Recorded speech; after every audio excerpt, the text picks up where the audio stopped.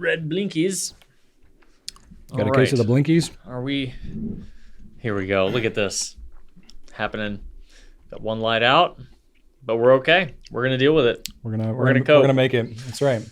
We're adaptable. That's right. We're flexible. I think. I don't know. For now, I'm fine. But toward the end, we'll see. I don't know how it's going to affect me long term.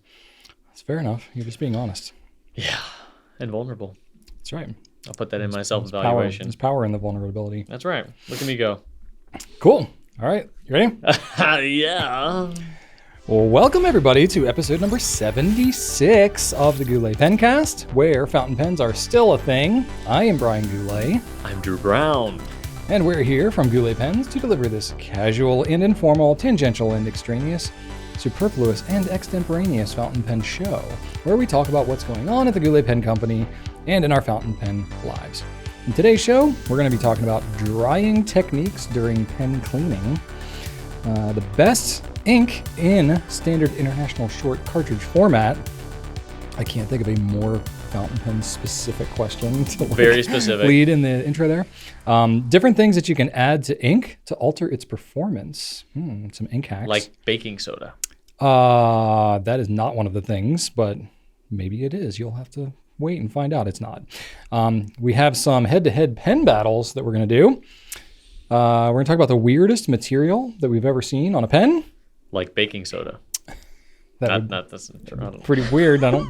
You're all about some baking soda today. I don't know why I'm saying this. We are going to be going back through my pen collection and digging out some oldies but goodies. Because we totally just decided. Absolutely planned. 100%. Definitely not a random fallback. Truth be told, Drew was like, hey, let's think of some pens to spotlight. I thought of 3 pens. We've done all 3 of them already. And this was forgot. 4 minutes before now. So yeah. I came up with them last night, but I mean, I didn't look up what we'd already done. So my recommendations were not a B for effort. Were not valid. Right. Yeah, but I kind of get an F for effort because none of it paid off in any way. I'm sure you didn't have access to that Google Doc. You wouldn't have been able to see. I could have looked it up. I just didn't. No, you wouldn't. No. It's okay. Don't underestimate how little we prepare for this. It's not true. We actually do prepare quite a bit, but still. And then we got some random shenanigans in here as well. Clearly, as we're already doing it. But let's start it off with some feedback, shall we? I will say one thing I didn't write down, but I did notice today on YouTube, someone said, you guys were asked a very good question, and you talked about hair and nonsense and didn't even answer it. Like, just answer the question. And I so badly just want to copy and paste your intro when we get questions like that. Because I feel bad. I don't even know what question that was. Was this from last week? Yeah, well, it was. Yeah, we talked about man buns and stuff. Like, I don't know. We definitely went on. But I just wanted to, that's why the word tangential. Yeah, is in there. Superfluous. Like, I told Brian today, like when he came up with that intro, we had done 2 pencasts, and it only proves itself true and more true every single episode. It's becoming more and more of a self-fulfilling prophecy. Maybe that's it. Yeah. But either way, first one from Jeremy says in reference to our, prognostications last week about what ink we think is going to be the most popular. Yes. I mentioned, well, if there was a Reddit ink, maybe those would be popular. Okay. I have since found out that not only is it going to be a Reddit ink, there are going to be 2 Reddit inks from Diamine this year, and they're already chosen. Oh. So we're out of the loop. Jeremy let me know that the Reddit inks are going to be called Celadon Cat and Sailor's Warning, and they recently did a poll on Reddit where they chose between multiple different swatches of these 2 inks and variations of saturation and color, and they've been selected. So those are going to be the 2023 inks. They're going to do 2. Wow. So that doesn't mean we're going to get them though, because when they did Writer's Blood before, they did them just through Reddit, and then Diamine decided to offer them to retailers. So just to put that out there, Reddit will be the source. They've done it the last couple times, though. There hasn't been a Reddit ink that they didn't eventually get to us. I can't imagine, based off their previous success, that they wouldn't want to do that. But it's not up to us. Right. It's kind of if Diamine decides to do that. Based on the year after year ink vent calendar, I'm to believe that Diamine knows when they've got some potential on their hands. They're pretty good. So, pretty good about that kind of thing. But yeah, so definitely, yeah, I think that has the potential to be popular. We shall see. We will pay attention to that more than we have so far. So yeah. And we also talked about tangential hobbies and going down rabbit holes and stuff. And I mentioned that I wanted to keep any sort of shaving hobby very simple. I wanted something like I did with my knives and my watches, just like have 3 and then be done. And then I had a couple people say, well, what watches did you end up choosing? So I'm not wearing one now because I got an injury on my wrist from one of my dogs. But anyway, the 3 that I do cycle through are a Tissot PR100, a DeLorean Alpha, and a Star Wars Citizen Eco Drive. So I've got 3 different powered methods. One is an automatic, one is, a quartz, and then the other one is the Eco Drive. So it's like solar, right? Yeah. Yeah. But any light. What about your Kermit the Frog watch? I sometimes wear Kermit. Those are Kermit in there. Those are the 3 that I normally cycle through. But Yeah. Kermit shows up every now and then. I've got a couple like other watches, but those are my main. Okay. The main 3 in my rotation there. Fair enough. So there you go. Watch people. Fun fact: I have some watches. Every single one of them that has a battery is dead because they all died during COVID, and I've not replaced any of them. I have not replaced my DeLorean watch battery once, and it is still going strong. I've got others that I got since then and are already dead. I don't know what's going on with that one, but it's trucking. It keeps on going. Yeah. I do have a little kit though, so if you need anything replaced, I might have to hit you. Let me up know. on And that. I've got I bought a big old pack of batteries too, so All right. I can do that for you. All right. I've got a little case clamp and everything. You might regret offering that because I have a few watches. You can bring in no more than 3. Oh man, okay. And then we also had some feedback because we talked about pretty ink bottles, lovely, aesthetically pleasing ink bottles. Okay. And we had a couple of folks mention that there are some quite lovely ones that we do not carry at the Goulet Pen Company. We don't carry everything. The top 3 were the Graf von Faber-Castell bottles, That's a which good one. someone described as stately, which I agree with. That is stately. Yeah, we used to carry that. Yeah. The Mont Blanc bottles, which are very practical, that you can The kind of boot. tilt them, and Yep. so those are there. And of course the Ackermann bottles, which we both those are love. nice. Those are like They're cool. like the best. They're phenomenal. Yeah. But we can't carry those. Yeah. So there you go. That's the feedback as it is from Drew. All right. And I have some feedback as well. This is from Conrad Stock Still 875. Says, excuse me, I have to cough. There we go. I had some hot chocolate and got a little gunk in my throat. Anyway, Thank you. just thought you should know that. I'm also eating chocolates. If you're a chocolate, I will find you and I will eat you. Okay, anyway, Conrad says, Brian and Drew, oh wow, this is still, oh wow, this is going to be a short pencast. This is a first. Also, Brian and Drew, takes an additional hour on the What's Happening section. This is the chaos I've come to expect and appreciate from you guys. Well, you're very welcome, Conrad. You called it because I said we were like at the hour mark. I'm We like, were oh ahead. wow, this is gonna be a short pencast, and you're like, I don't know, we can talk for a while, and then an hour later, here we are. Okay, yep. Yeah, I mean, you can go back and watch any of the Q&As that I used to do, which were solo, and pretty much every single one I did, I was like, all right, well, it should be a pretty short one, and then I would go on for like an hour and a half by myself. So it's like, I am the common thread. When you shoot videos on your own, you're a lot quicker. I think I'm the problem, or the solution. You got a lot to say, yeah. Depending on what you like. Anyway, Yeah. all right. Fossil Imprint says, my son has 2 stuffed giraffes. One is called Giraffe, and the other is Other Giraffe. Not making this up. Glad he's not alone. This is a reference last week to my daughter having baby and other baby. And they're not the only ones. Like my son has many stuffed animals that are like puppy and other puppy or little puppy, or, he has Bernie is his stuffed dog. And then he has baby Bernie. So there's lots of things and baby things, or things and other things that are just the very obvious name. Yep, lots of that. Fury Tigress says, when Brian was trying to remember the red and black resin with rose gold trim, I was screaming at my screen. The Draco. It's the Draco, which is one of my favorite TWSBI pens. Well, there you go. That's me not remembering the name. Yep. I got one of those, and I still couldn't remember the name. But that's it. Look it up, TWSBI Draco. We never did anything with it, but it was super, super, super limited. Yeah. Very pretty, I don't think we ever even carried it. Yeah. All right. And FOTYCC, I don't know how you pronounce that, but sorry, I butchered your name. I remember when the Diamond Blue Edition bottles came out, Brian called them Space Ottomans, which I think of whenever I see them. Do you remember that? Yeah, I can see me saying that. I don't remember specifically. Yeah. Space ottomans. That's good. That's good. Good job, Brian, in the past. Yeah, that's very fitting. They do look like that with the feet, you know. It do be like that. That's right. It kind of looks like the kind of like thing you would have in like a Beauty and the Beast, you know, that would be like dancing around like that kind of thing. Yeah. It would be animate. Wasn't there like there was a footstool. Footstool, The yeah. dog, yeah. Like that kind of an ottoman, like a small footstool style ottoman. Yep. That's kind of what I'm thinking of. Yeah. Anyway, that's all we got for feedback this week. Let's move it on to new stuff. Or will we? We have nothing new really to talk about. Well, sort of. We have like a throwback. Something restock. Something that got me excited was the fact that we restocked the Kaweco Lilliput. You always mix those up. I know. You always call Kaweco Twisby. Yeah, okay. Kaweco Lilliput in green, which is an aluminum pen, meaning A, it's light, and B, it's cheap, like $60. Such a deal for the Lilliput. Normally those pens are way more expensive. So, yeah, boy. It is one of, if not the bought one this morning. One of, if not the lightest pens we carry. Yes. So it is a great little pen. It is beautiful. Such a lovely green. It's a great looking green. I gotta say. And the price, just like you cannot go wrong with that. It is such a great deal. And yeah, it threads to post.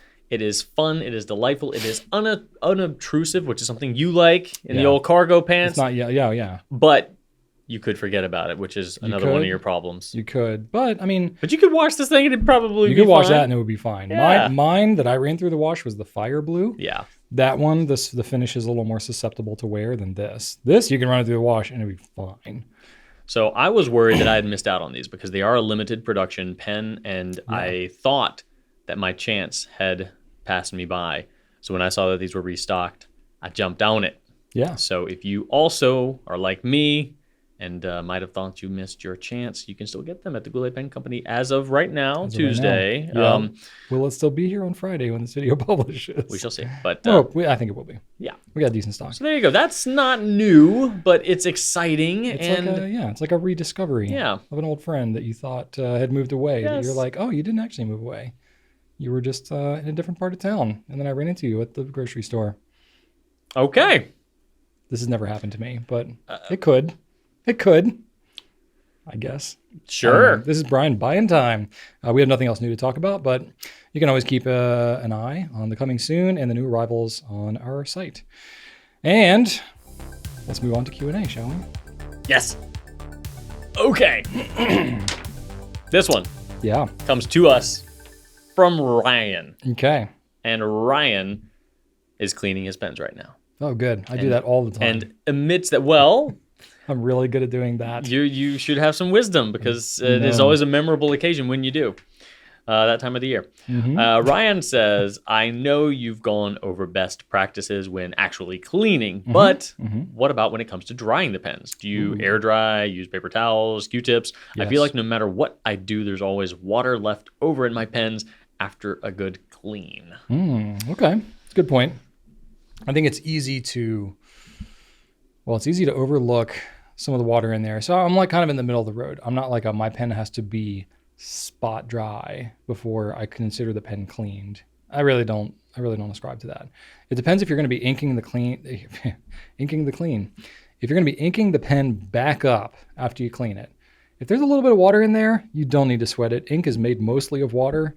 If you got a tiny bit of water left in there, I guarantee you whatever water is in there looks and seems like a lot more water than it actually is. Mm-hmm. So even if you have, if you empty it out, whatever water is kind of left standing in the pen after you've emptied it, it's not going to be enough to drastically affect. So let's say you have a vac pen like the 823 or the beeping noise. That was the charger. Oh, okay. Battery charger. I was like, is the camera dying? No, we're fine. We're good. Okay, never mind. An 823 or the VAC 700. Okay. And you clean it, but then you get that like spritz. That mist. Yes, the vacuum pump spritzy mist. Yeah, like that happens. And that would be a negligible amount of water mixed in with ink. Yeah. So little water. Inconsequential, one might say. Absolutely inconsequential. Boom. If it mixes with if you're going to be inking it back up, the only time I might even give it a second thought is if I was going to be storing that pen for a long time. And then if that was the case, I would honestly just let it sit out for a day or so with the cap off, let it kind of air dry. close it up and be on my merry way, you know? So my practice, whenever I clean my pens, I always take a paper towel and put it around the nib and the feed. So I kind of like grab around the nib and feed because that paper towel kind of wick away most of and it's not even so much what's in the pen. That's mostly just like what's left over in the feed. Because basically whenever say you're using a piston or a converter or something like that, or even a bulb syringe. Well, a bulb syringe might be a little bit different, but a piston or a converter, whenever you expel everything, it's going to clear everything out of the ink chamber, but there's going to be a little bit of water left over kind of in the feed, you know? So it's always a good idea to like, you know, bring the piston back up and then push it back down. But what's going to happen when you do that, when the pen's mostly empty, it's mostly going to push the air through the filler hole. It's not going to necessarily clear all of the air out of the feed. So it is good, just as a general practice, to just take a paper towel or some kind of cloth or something and just, you know, grab it around the nib and feed for 5 seconds. It really doesn't take long. Wick away whatever moisture you can out of that feed, and then you're good to go. And that will basically keep you from having a slightly watery, you know, start to the next filling that you have. But that's really about it. I mean, whatever water is left in there, it's not going to be enough to drastically affect. It's just like if it's all primed with water, because like basically the way that your feed is designed, there's kind of a filler hole that goes along the back channel of the feed on most pens. And then where it actually comes down through to the nib is the ink slit through the feed. That's kind of like a different path, if you will, through the feed. So it's any water that's sitting in there, if you don't take a paper towel and kind of wick that away when you clean your pen, then you might start out with a slightly more watery look to your ink if you have a lot of water in there after a fresh inking. But honestly, after a few lines of writing, it's going to clear its way through, and then you're going to be back to pure ink, and it's going to be just fine. So I don't think you need to lose any sleep over this, just as a good practice. You know, get that ink out of there, or get that water out of there, with a paper towel. Yeah, I'll air dry. Like if I'm storing the pen, it doesn't hurt to just leave the pen, you know, sitting out if you got a safe place to leave it. You know, I've had young kids and you might have pets or what have you. You might have to make your own call about how safe it is to leave a bunch of disassembled pens just kind of out in the open. So, you know, do use your own discretion there. Q-tips, yeah, I mean, it's kind of the same vein as using a paper towel or something. It's all cotton, it's all fiber. It'll wick stuff away. You know, if you like disassemble like a vac filling pen and you can get a Q-tip in there and get more out, you know, it's only going to help, but it's not totally necessary. Don't feel like you have to disassemble just to get the little spritzes like Drew was talking about. Yeah, that's kind of it. I mean, I've also used compressed air. That's a more recent discovery for me. That can be something helpful, especially if you have like a long converter or something like that, like a Con 70 converter, and there's like nooks and crannies in there. And if you can get that little compressed air, like the little tube that comes in there, you can kind of get it in there and just do little spritz. You just want to be careful with that because compressed air comes out cold. So you don't want to like go crazy with it because you could theoretically get like too cold of air and you could actually damage your pen. So just use a lot of discretion. Yeah, keep it upright for sure, and just do tiny little spritzes with compressed air. I will say that we had a comment last time we brought up compressed air where somebody who worked in some occupation where they were working with very small either machine or electrical components or something, that they were not permitted to use compressed air because it does leave behind not a residue, but something that on a very, very detailed level could compromise whatever small parts that this person was using in their occupation. Oh, interesting. Okay. So I don't think it would probably affect fountain pen ink. Yeah, I was thinking like the places where I've used it, there haven't been like small parts per se. Yeah. But like maybe the inside of a cartridge potentially. I don't know. I just thought it was interesting because it does leave behind something noticeable according to this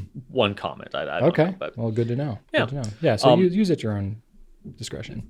For me, if I need to have a vacuum pen totally cleared out, I will leave that as unassembled as possible for 2 weeks. Like it takes a long time. It really does. A couple days don't do it for me. I'll pump the vacuum again and I'll still see spritz. It takes a long time. I've done that with like a Visconti vacuum filler, a power filler, and it takes weeks for all of the water to completely evaporate. Wow. And you need to make sure you get that vacuum in that right position too, because if it's too far back or too far forward, you're plugging things up. So it needs to be in that open position, not plugging things up, but not in the back reservoir either, because you're sealing one thing or the other. So it needs to be right in that sweet spot. So that's another factor. And then one thing to keep in mind, if you do put a pen away, even if it's for long-term storage, and you have some little droplets that, if you put something away in storage over, the course of a year or so, those drops eventually will evaporate, and what will be left behind are some ink, dye components. All of that is water soluble anyway. So eventually you're going to ink it up again, and whatever's left over is going to get mixed around. And again, it's negligible. So whatever little tiny bits of dye component were left over, they're just going to get reconstituted back into whatever you're filling it with. So it's not a big deal. The only time it's a big deal is if there's, a large amount of ink being left behind. Yeah, I could see like maybe certain vintage pens that have like a rubber sack. Oh, yeah, that's a whole nother that ball kind of game. thing. Then you're into something different. We deal mostly with modern pens. Yeah, that's what we're talking about. There are certain material, like special vintage materials that could maybe be more sensitive to being cleaned out. Specifically materials like casein, which is like that's like a water. It's affected by water, so it's like an early plastic. That could be something. I mean, prolonged exposure to water is pretty much good for nothing.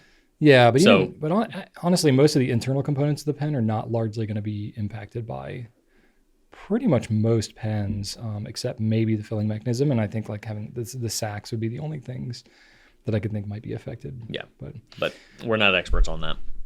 No. Nor are we experts on most things. Yeah, but at least we answered this question and didn't talk about man buns. There we go. But there's still more questions to come, so let's not rule that out. All right, this question is from Alpha 724. Best inks, parentheses, found in short international cartridges. We don't talk about cartridges very much. We don't. We used to never talk about them because no one cared. No. They only wanted bottled ink. Yeah, in the past, like 6 years or so, we've definitely more provided more of a variety of cartridges. And companies like Private Reserve have, distributed more of a variety of cartridges. Diamine and Private Reserve are probably the two brands that you'll find the most variety in terms of color. And they offer a large amount of, by comparison to other cartridge-only colors, a larger amount of their normal inks and cartridges. And both of them have kind of like a greatest hits selection. Sure. Not like when you buy a greatest hits CD, it's not going to be CD, album, whatever. It's not going to have all of the best songs, but it's going to have most of the best songs. And that's kind of the way these are. Yeah. So Diamine, for example, you've got Oxblood, you've got Majestic Blue, Oxford Blue, and Sherwood Green. So solid selection there. There's more, but those are some of the top tier, well-known Diamine inks. I want to say we used to carry more. Like we carried more, and then we kind of culled the herd based on what sold and what didn't. You know what else is there? Matator. That's a good one. Matator is there. So that's my favorite red. You can keep your Oxblood. Matador is the way to go. That's the real red. But Diamine's got great reds. Syrah is in there too. So you've got that's a good one. All your really solid, rich, deep reds that Diamine is known for are there. And for Private Reserve, you've got Blue Suede, which is solid, and then Ebony Purple, Ebony Blue, which both are phenomenal. I love both of those inks. Ebony Green's good too, but they don't have that one there. Yeah. But you don't need Ebony Green when you have Spearmint, my favorite green, and the green that I chose to put. Was that what you got in your little put? It is. I actually already had a pack of Spearmint cartridges. Wow. So I knew exactly what I was going to use. Like it was meant to be. With my green. It was just waiting. It's my favorite green, and I'm glad that I keep a pack of Private Reserve green cartridges, Spearmint, in my desk. So, of course, I had to clean out a pen before I inked this one up because that's my rule. And yes, it's a lovely, lovely green. Nice. So if I had to pick one ink that is the best of anything in a standard international short cartridge, I'm going to go with Private Reserve Spearmint. Really? That's the one ink to rule them all, huh? I think so. I mean, it's such a good green, and you can't. And it's hard to find good rich greens in other brands that make cartridges. You can usually find some pretty solid blues and blacks. Yeah. A second place would be Matador for sure. That's a good one too. Yeah. I like Majestic Blue is a classic favorite of mine. I dig that a lot. Cool. I didn't have much to add to that. Just Diamine is pretty much my go-to just because of the range of colors and how, pretty much all the colors that they have in those cartridge form. Like for me, when I'm using cartridges, that's where the words are failing me. That's where like cleaning and maintenance becomes more of a thought. So I want something that is not going to be like really high maintenance in a cartridge ink. I want something that can, Why does it become more of a thought? I don't know. Now that I think about it, because you just throw it away. Yeah, you just throw it away. But then I don't know. I'm more likely to. I don't know. I guess I feel like if I'm using a cartridge, I'm more likely to keep using that same cartridge.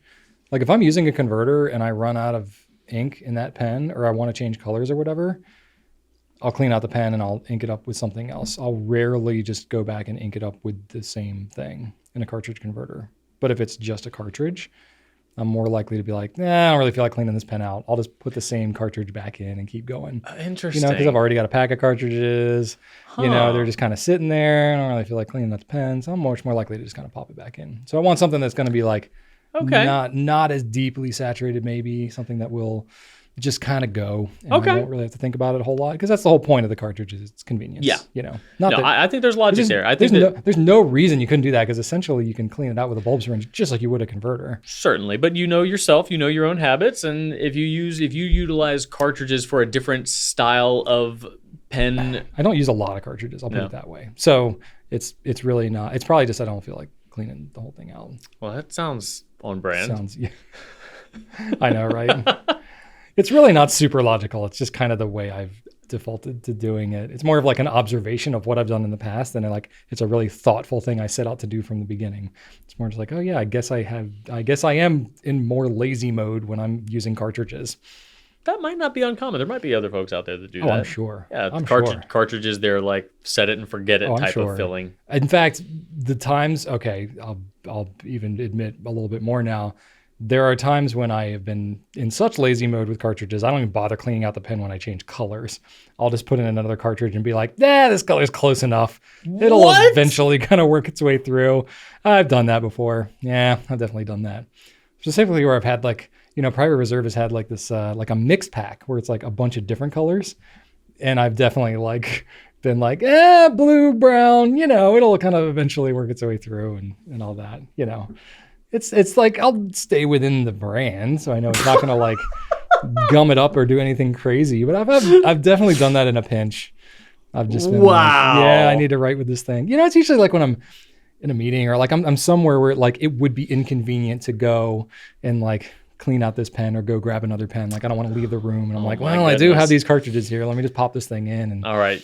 It'll just be somebody out there needs to make him feel muddy, better. Browny, bluey kind of a color, whatever. If this has happened to you, if you want to stand up and say your name and whether or not you have participated in this sort of behavior, now is the time. It's a safe place. 3 times ever I've done this. Like it's not place. all the time, but Oh, Brian. It happens to the best of us. I'll go ahead and I'll disclaim it as like, well, let me just see what happens, because then then I'll know. I'll know more, and I can be an example for others. Right. I'm sure that was on your mind when you did it. It's 100%. That's, oh my God. That's honestly, now that I'm reflecting back on it, that's definitely what my motivation. You mess. These thoughts do cross my mind. Is you've seen me before where I'm messing with pen parts or whatever, and I'm like, well, I wouldn't tell other people to do this, but let me push the limit here. And I've definitely seen you do that. I need to go past a limit just to see what it does, and then I learn stuff. So I'll do that too with my pen maintenance as well, just to kind of see what happens. Now you're making up stuff now. That was not on your mind when you're like, oh, let me. No. Laziness was definitely the motivation in this circumstance, but the thought definitely crossed my mind of well, if it does do something crazy, then it's a good story to tell. That's a way to justify any terrible fountain pen behavior. Well, there you go. And it sounds like I got a get out of jail free card. God. No, I've gone I've flown with pens before, and I'm like, I've specifically grabbed pens where I'm like, this thing is half filled. I'm gonna put it upside down. I'm gonna do it. I'm gonna do it every wrong way possible so that I can just see how bad it is. That's something. I definitely do make decisions like that just so I can learn. And then it's really for you all. It's for the people. My brother is he enjoys writing with fountain pens a lot, but he has no interest in finding out what's new or learning about anything. It's like you with the shaving. He's like, yeah. I want to use what I want to use and learn nothing more. So anything he knows about fountain, I don't even know if he's ever watched a video on our site, but he writes with a fountain pen every day. Okay. So I don't know, but sometimes I'm like, hey, you good on ink? He's like, yeah, I've just been kind of like mixing the leftovers of what I had. I was like, what? He's like, yeah, it's just kind of like, it's actually kind of nice brown. I'm like, I was like, dude, tell me, I can get you ink. Like everything devolves to brown. When you just kind of mix everything together, it's gonna look some kind of brown. Yeah. He's like, it's fine. I was like, what the? Oh God. I mean, it's hard to fault, right? Like if it works, then I gave him so much ink last time. He should be fine for a long time. There you go. Anyway, all right. That's funny. Question number 3 is from Anna Spheres, and Anna says, "How and why do you add water, soap, etc. to make inks behave differently?" Ooh. Okay. Little ink hacking here. A little experimentation. So usually when I get asked questions like this, it's in the context of like ink mixing. So I know that wasn't specifically addressed here. That's pretty open-ended here. Yeah. But I would say anytime you get into ink mixing, ink altering, basically anything other than just opening up a bottle of ink, inking up your pen and going on, you're into like very experimentational territory here. And it definitely helps to know kind of what it is you're doing. But very quickly you're kind of on your own. Like no manufacturer gives you any information about what to do if you're doing more than just straight up inking up. No, they don't even tell you what this stuff is made of. Yeah, pretty much. So I guess that's why this question is coming up. So we don't have any specific information about what any ink is made of, basically. But we know in general there's a few different components, but the main component is water. So water is probably the single most talked about thing, or the simplest thing to add to your ink to change its properties. And probably the safest. And the safest for sure. Water will change it the least. Theoretically, it's the only one that can be undone because hypothetically, if you add water to it, that water can then evaporate out of the ink. It's not easy to do that in a precise manner, but hypothetically it can happen. Eventually. Usually it's the opposite. When your ink kind of gets like too concentrated and water evaporates, you can add water back to it to sort of reconstitute it. That's more the situation. But anyway, so the thing I would do is I would stick to distilled water because that's what most of these inks are made of. So they don't have a lot of minerals. And depending on your local area, you may have hard water and, all kinds of other things in there, contaminants and whatnot, who knows? So I would use distilled water or at least like a bottled water or something that's like not just coming out of your tap. But distilled water is a little more ideal. If you have like a reverse ion type filter, that's better as well, but distilled is good too. So when you add water to your ink, there's a couple things that are going to happen. For one, it's going to lighten up the color. It's going to desaturate the dyes that are in that ink. So, ink is mostly water, but then there's dye that gives it whatever color that it is. So the more water you're adding to it, the less dye there is. So the lighter in color that it's going to be. And that's also going to increase the shading. So if you have a really, really dark saturated ink and it just kind of looks flat on the page, adding water to it could lighten that up and make the ink or make the dye pool up in certain parts, so you get some of that shading where it's like where you cross it over certain letters, it looks darker. Or if it like you put it down heavier and it kind of pools up and looks a little darker. Shading is like, I think one of the best things about writing with fountain pens is the ink shading. Some people don't like it as much, but that is definitely going to be a byproduct. We've had some people in the comments say that like no ink should shade. Yeah, if it like shades, wrong, it means it is subpar. There are definitely people that reach out where they're like, is my pen broken because it's like doing this? And like, well, no, it's like it's actually a good thing. Like just embrace it. But some people like they just don't want it. They want there are plenty of inks that don't do it. If you want to seek absolutely, absolutely. So anyway, if you add water to it, it's going to exacerbate that. So just be aware of that. It may. This is where it really depends on the ink, but it may cause the ink to write a little drier. So it sounds kind of counterintuitive because you're like, well, water is wet, so it should write wetter. But what happens is, you have water, you have dye, and then you have surfactants, some sort of soap, glycerol, whatever surfactant that the ink manufacturer puts in there to counteract the dryness of the dye. So surfactant breaks down the surface tension, right? Correct. It allows it to flow easier. Yeah. So the more surfactant you have in there, the wetter the ink is going to flow out of the pen. So when you're adding more water to it, then you're effectively diluting that surfactant, right, and you're cutting it down. It's probably, you would notice probably more of the shading and desaturation in color before you would notice a lot of the like drier writing feeling. but it's kind of goes hand in hand a little bit. So that is something that can happen as you're increasing the amount of water that you put in there. Also, it could decrease some of your dry time, again, because you're cutting the amount of the surfactant that's in there, because that what causes it to flow wetter also increases your dry time. So that and also the dyes in there too take a little longer to dry than your water. So that could also be a factor, but I don't think it's going to be like night and day. It just might be a little happy circumstance if that does happen. And then, as I mentioned earlier, it can sort of revive ink where maybe water is evaporated. So this might happen, and especially if you have inks that are stored in plastic bottles, just literally the plastic container itself can leach out a little bit over time and can evaporate. It depends on the bottle, but I'm talking like years. Like it takes a long time for that to happen. But does that ever happen possible. with glass? It's much less. It doesn't really happen as much with glass. Huh. But where it can happen is the cap, the seal of the cap. So depending on how it's stored and how, the temperature conditions and humidity and stuff like that can exacerbate some of that. But a lot of it has to do with how well the cap is sealed. So that might be a little bit differently based on, one ink to another, the brand, especially where the bottle design may make a difference. But if you have any ink where maybe some ink has evaporated, or it's not the level that it should be, or it seems to write really dry or really, really saturated, the dry time is terrible, it might be that you could add some water to it and sort of revive it back to life. I've definitely had that happen with ink cartridges, because the plastic they use for most ink cartridges, it's meant to be disposable, so it's like a softer plastic. It's more like it leaches more. And so that's the kind of thing, like, it doesn't necessarily mean that the ink in there is bad, especially if it's like a sealed cartridge and you're like, why is this cartridge half full? Well, it wasn't, it was originally filled, but it's just evaporated through the plastic over time. Well, you can puncture that, and then you can basically take distilled water, syringe, fill the water back up there, shake it up, and it's basically good to go again.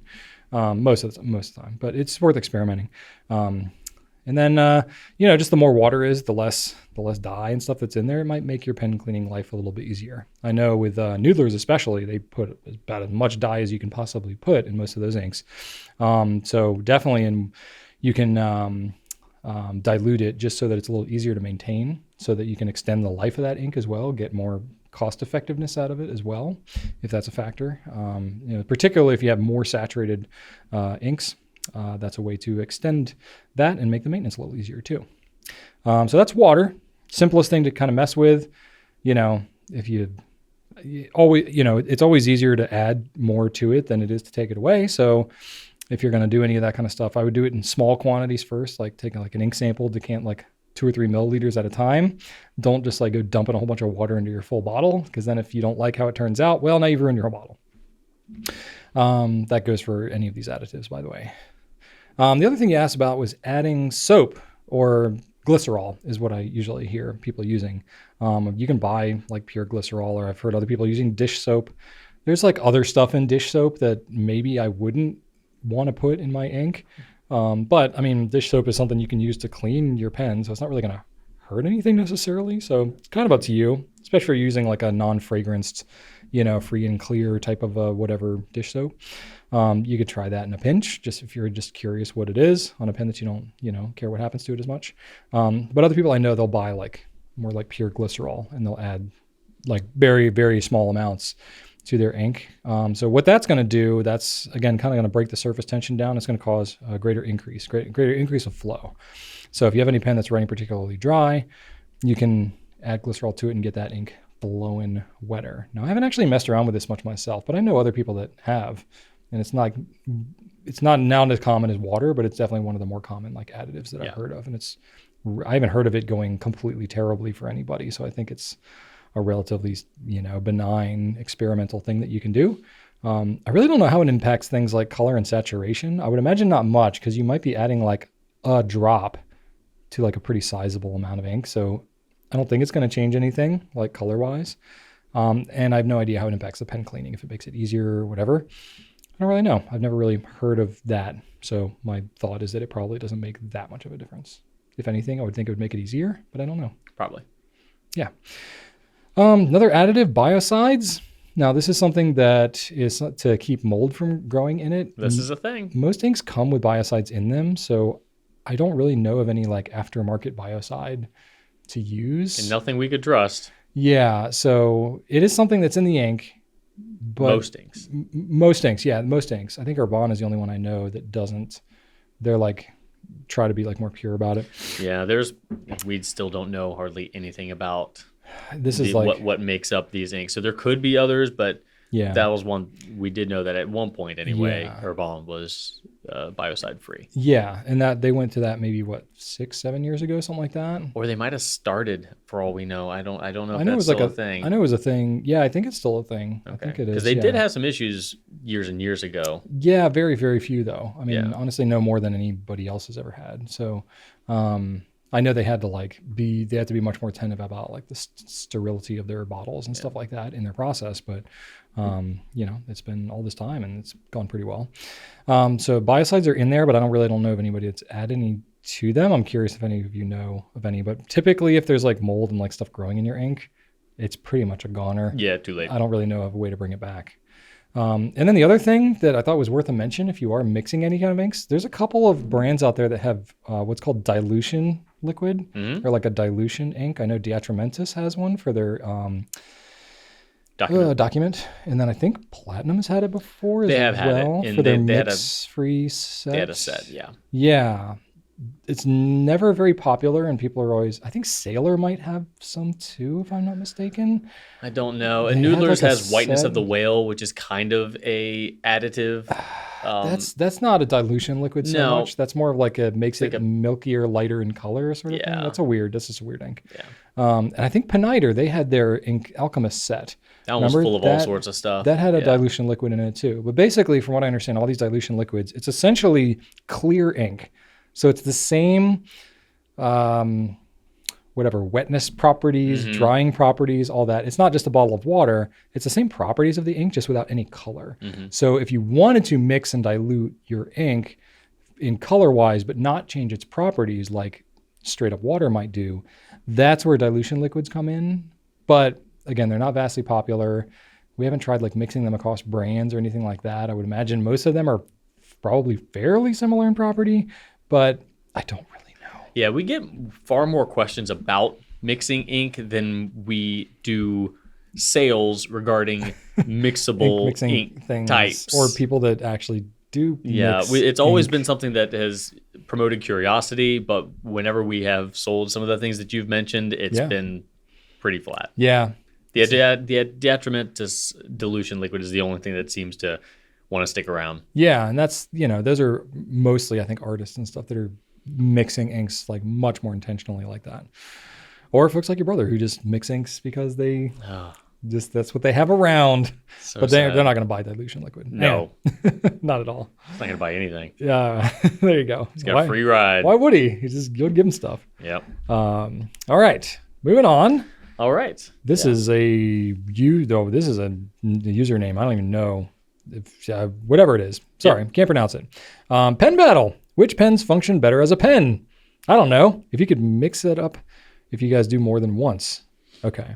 All right. So this was a pretty open to interpretation question, but it did get me Sure. thinking about how in the past we have had pen battle videos. Yeah, we've done specific and ones. they've been pretty fun. So I thought that, all right, whatever Furker is doing here, well, we could just kind of take it and roll with it. I've got 4 potential debates here. Metropolitan versus Pilot Explorer, TWSBI Swipe versus Lamy Safari, Pilot Custom 74 versus Sailor 1911, or TWSBI VAC 700 versus Pilot Custom 823. I will do any of these. You can pick a side, I can pick a side, and we'll just riff. Okay. Do you feel strongly about any of these?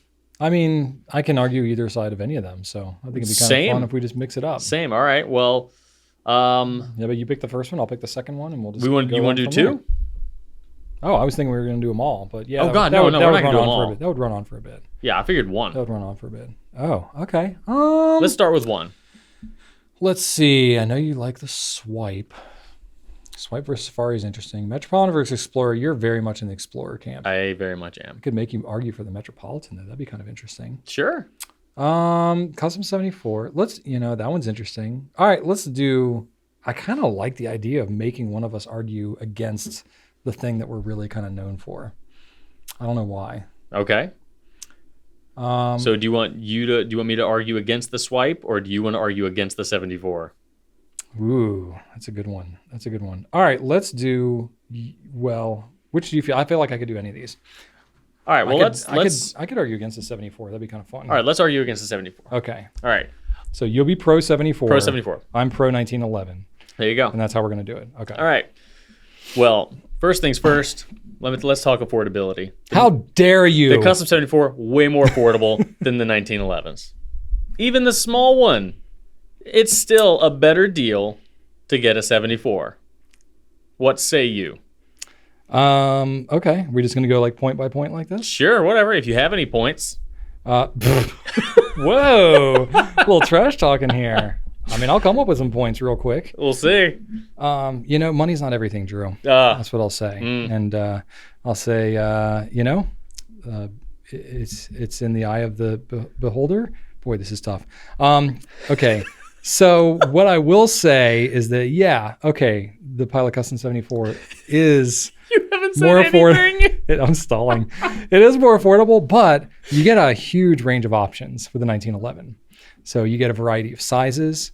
The nib options you have are tremendous. That's true. And the color options, like they're coming out with new stuff all the time. So part of what you're paying for is innovation. Custom 74, it's a lot more limited. It's pretty much, they got a few colors, but it's a little bit more take it or leave it. With Sailor, you got a lot more options. They do, but let me talk about how wonderful the Con 70 converter is.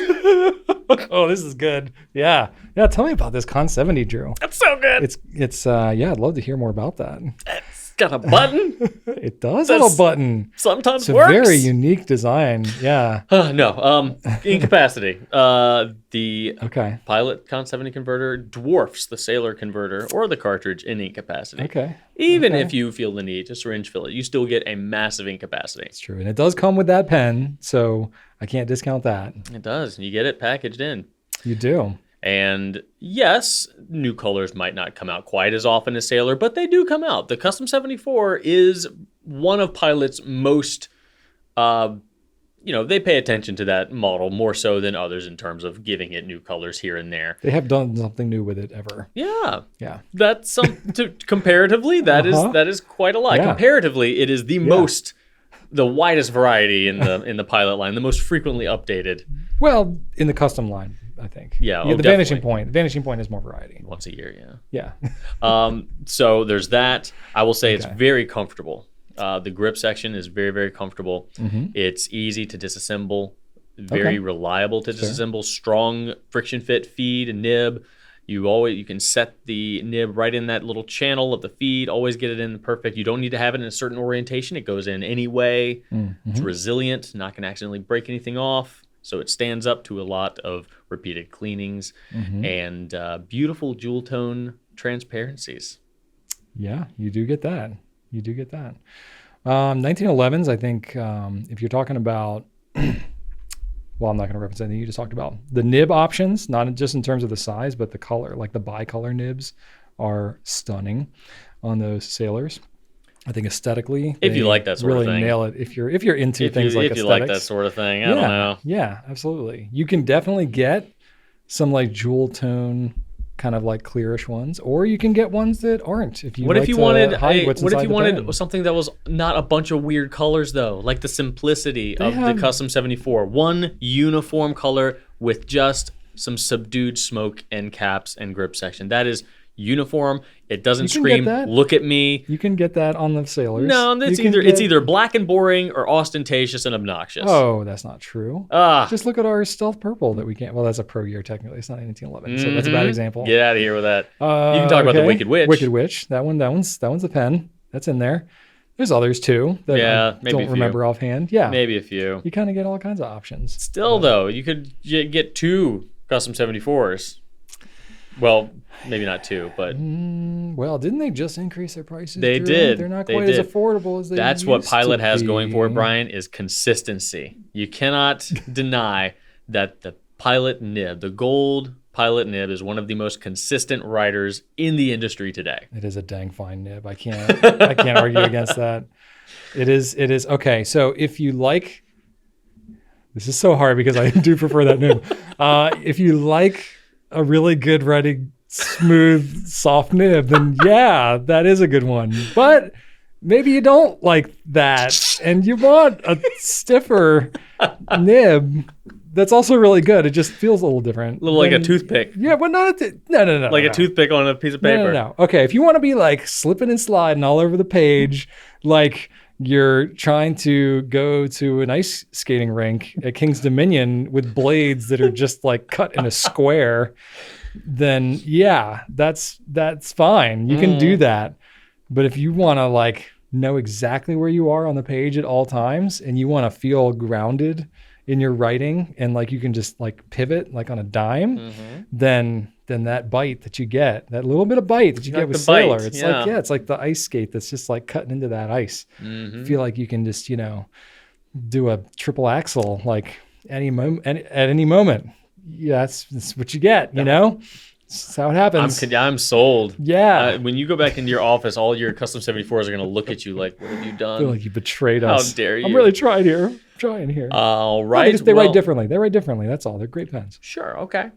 But I would say the bigger you go, so if you get up to like a king of pens, then you're getting more to that like softer feel. So you get a range depending on, which type of writing experience you want. You can get more of that softer feel, or you can get a little bit stiffer. I mean, that's true. The Pilot Custom 74 does not need to compensate for its interest by offering 3 different styles of itself. It's confident and secure in its own self. Yeah, so that it knows it's enough. Yes, because that Custom Heritage 92 is like that's not so a 74. Different. That's not. We're talking about the 74 and the 1911, Brian. Yeah. Oh, yes. They're so vast. You're saying different numbers. Right. What's a 92? Yeah. I don't know. The Custom 742. Those are different. That's a different. That's a 43. That's a completely different number. Yeah, those are different numbers. If you've got 74 of something and 743 of something, they're not the same. Those who live in glass houses shouldn't throw stones there, Drew. What? Whose glass houses? Pilot's pens. They got some ones that look pretty similar to some others. Bah humbug. It's not just Sailor. All right. Okay. Have we concluded anything here? I think that we have concluded that they're both excellent. They're both really good. This is really hard to argue against any of them, but yeah, they really are just different pens. But anyway. Both great. Yeah. Both great. Oh, yes. So anyway, I don't know if that was helpful at all. Do you want to do another one or be done with this one? We can try another one if you want. If people like how awkward this is.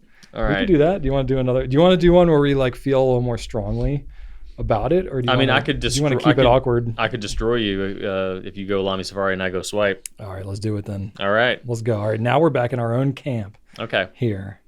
Okay. You want to kick it off? They're both. Are they both the same price? They're close, yeah. Okay. Safari is Swipe might be a little bit less. It's really comparable. Yeah, I know they're pretty close.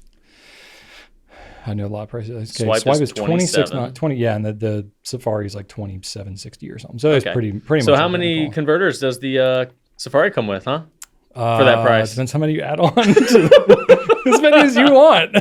Okay, all right. Well, you know what? The TWSBI got some to spare if you need some, because the TWSBI comes with not one but 2 converters for the same price or a little bit cheaper, as well as a very large converter cartridge. Yeah. Not trying to say it's better, sizes and everything, but it does have a much larger cartridge. Yeah. And you can get like any color you want as long as it's black, right? That's the sure, just like Lamy has any color you want. Lamy's got blue. They got all kinds of colors. It's got like the cartridge is always like 7 times the colors that you can all right. get. And then the TWSBI Swipe also comes in a sealable carrying hard shell case, whereas the Safari is a flimsy, somewhat see-through cage of paper. Oh, okay. So you're cool with just like having extra plastic that ends up in the ocean, because you're definitely not carrying. I'm not throwing it away. It's not ending up in the ocean. I don't see you carrying that case around with you everywhere. I do, because it comes with so much crap. I have to store it somewhere. Okay, fair enough. So I have to keep my spring and my random pieces. Okay, yes. So yes, I do have to keep it. So if there's one thing I love, it's a bunch of extra parts and pieces to keep around with my pen. It's bang for your buck, I'm man. most definitely going to keep track of all that and be able to maintain that over time. If you don't have a spring to hold your cartridge in place, where is it going to go? Well, who knows what would happen? And why would you need extra springs? Is that for when you like lose them? It only comes with one spring. But you don't need it if you have one of the other two converters. Okay, fair happening enough. there. So they're just giving And extemporaneous springs. I will say, they both have pretty horrendous clips in their own ways. What clips? I mean, They look like clips, but they certainly aren't clips. no, I'm saying the Safari and the Swipe. The Safari is at least functional. Safari is functional. It might be a chonky paper clip, but it will at least hold a pen onto a thing. It will go into fabric. The the Swipe doesn't have a clip. It's basically the same clip as the Pelicano Junior has, which is just welded to the cap and not even a clip. It's like a little piece of plastic that just kind of curves upward at the end. Yeah, I actually just snapped the clip off my Pelicano Junior. I thought it didn't really have a clip. It doesn't really. I was trying to just take it out of my pen case, and the clip part just like grabbed on to the elastic band and it just snapped right off. Oh, that's funny. Yeah. Yeah, the Swipe has a habit. It's not really about the Swipe. No. Because at least the Swipe clip is metal, so you got that going for you. It does. But as far as an entry-level pen goes, the Swipe is better because it comes with a bunch of different filling options. You could go straight bottled ink. You can start off with a cartridge if you want to. Yeah. You can graduate to the fun little pumpy converter, which is what the Con 70 should be. But let's not cross over into other territories here. I'm just saying it's keep it between the Safari and the Swipe. Okay? All right, I'm just saying it's a mover and a shaker is what it is. Okay. It is a disruptor. Yeah. Okay. Is that why it's been one of the top-selling pens for the last 40 years? Give it time. Time will tell. I don't think time is going to tell. Time will tell. That Safari, I don't know. There's a reason why they come out with a batch of them every year for these special editions. That's just because big fountain pen is behind them. Big fountain pen? Big fountain pen. What is big fountain pen? It's all. Are we big fountain pen? No, Lamy. Some people Lamy's the machine, man. Lamy is the man. They do have a lot of machines. And I will say that. TWSBI is the young wolf. TWSBI's been around for a minute. I mean, they've been making pens for like 50 years, but just the TWSBI brand is like 12 or something like that. Yeah, something like that. Yeah.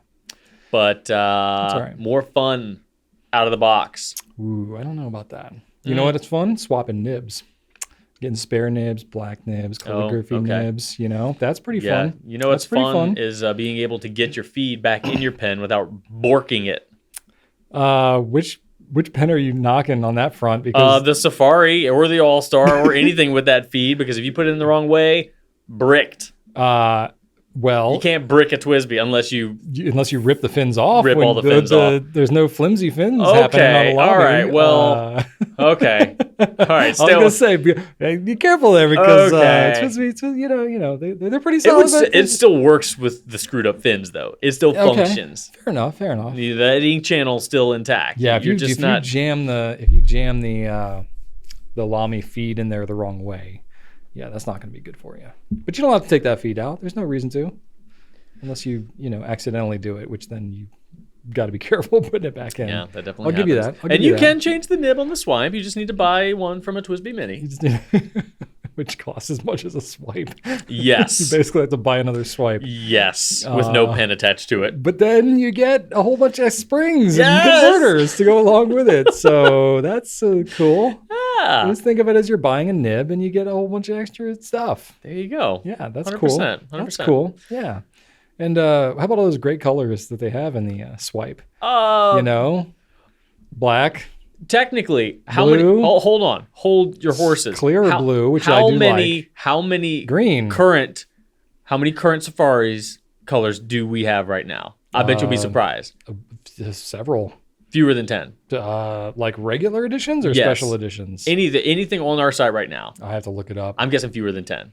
I think it's way more competitive than you think it is. I'm showing 16.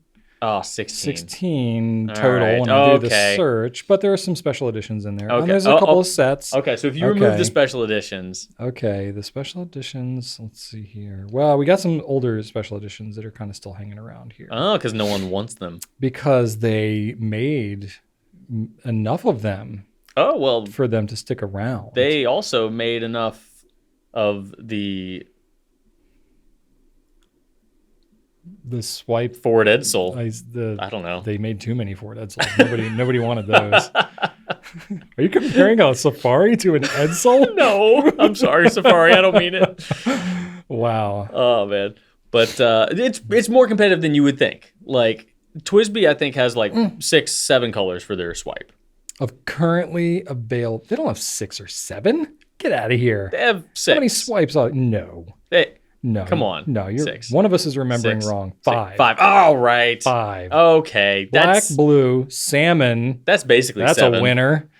Ice blue, which I do like. They called it something different Pear green. overseas. It was much more appealing. It was like coral or something nice Instead of salmon. not salmon. Salmon is not the most appealing. No, I don't want a pen that's named after fish. Yeah. It just doesn't. Unless it's barracuda. I mean, that is a cool. Because name. that's a cool fish. That's a cool fish. Yeah. Okay. All right. All right. Well, pros and cons on both sides. All right. I don't know who They're won. both great starter pens. They both have their pluses and minuses. Yes, indeed. Yes, indeed. All right. Well, let's move on to question number 5. We're an hour in. All right.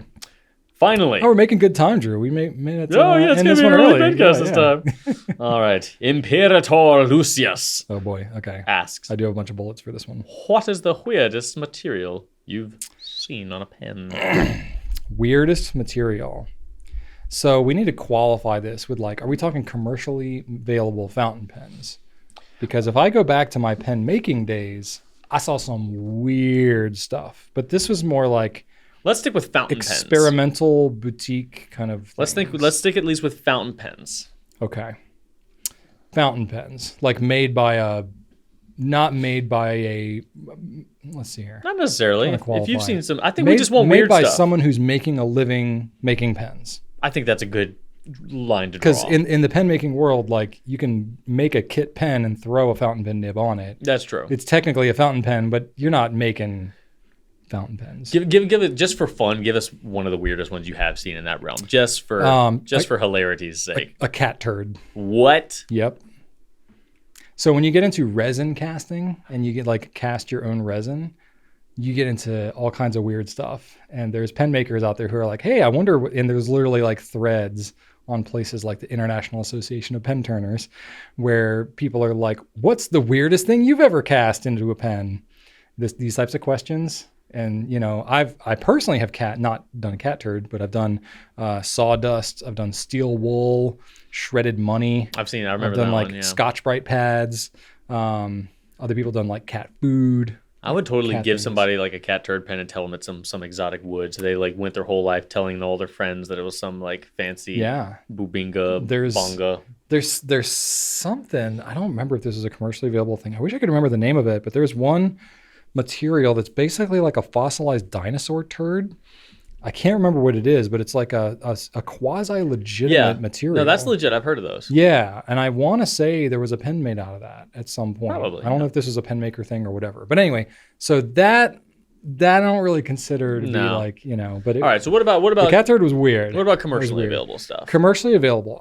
I would say the weirdness level definitely steps down a few notches because there's all kinds of considerations you have to make when you're making something into like, this is a fountain pen that I'm going to sell. Mm-hmm. I have a business with a reputation and I want this to last for a long time. Mm-hmm. You're not going to be so much in the weird experimental type stuff. You know, there's going to be some fairly tried and true materials. They're going to hold up reasonably well. So the weirdness steps down a little bit. So nothing too crazy out of left field. I've seen some that are made out of like recycled like bottle caps or recycled water bottles. I know Pilot actually made some rollerballs like that. Yeah, they made some like ballpoint rollerball types that I forget what it was called, like back to bottle or bottle to something, whatever. That I don't know if they ever made it in a fountain pen, but they had like a whole series that they made that was recycled water bottles. It actually looked like the water ball. They had the ridges. Yeah, they kind of went with they went with that design. One of the most interesting ones I have is from Lamy, the Lamy Lady. Oh, I hate that. Which comes from the 90s. It's made of porcelain, which is it's a pretty interesting from an aesthetic standpoint. It is. But the material itself is like very dense and it's kind of cold. Yeah, it freaks me out. You know, it's a very interesting pen. That I think qualifies under, this is pretty weird. Porcelain, yeah. Porcelain's weird. I would say ebonite is kind of weird. Like in the pen world, ebonite's maybe not that weird, but you don't come across ebonite almost anywhere else in your life. So it is kind of a weird material for by the like same the average token, person. You've got, a basaltic lava resin. Like that's kind of weird. That's probably the weirdest, most famous fountain pen material. Like if Maybe. you had the intersection of weird and well-known, Yeah. you got to put the Homo sapiens lava up there. That one's pretty weird. I would say that wood pens. There's a lot of wood pens that can get kind of weird. There's some weird woods. A lot of times when they mash What's up, a weird wood?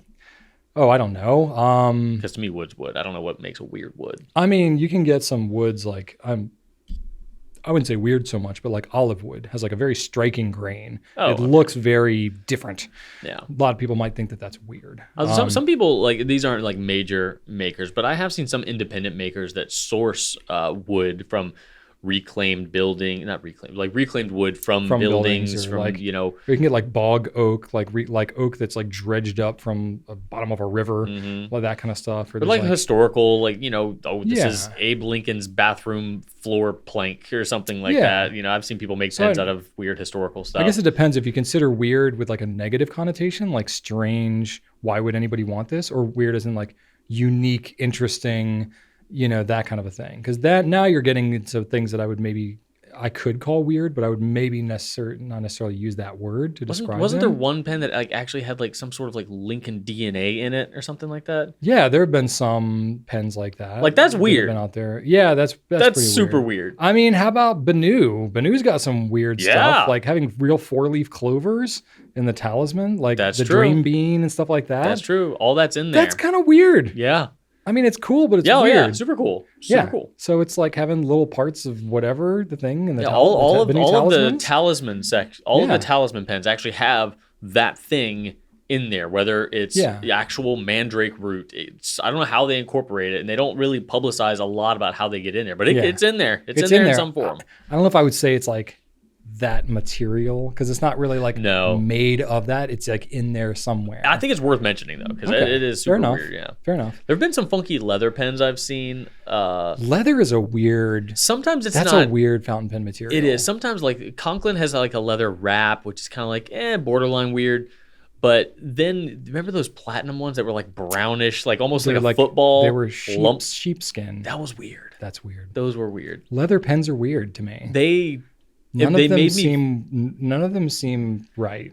Like, no, that bumpiness. I'm not even talking from like an ethical standpoint or anything. It's just like, especially because like leather stains really easily with ink, and I'm just like, this is just not the medium.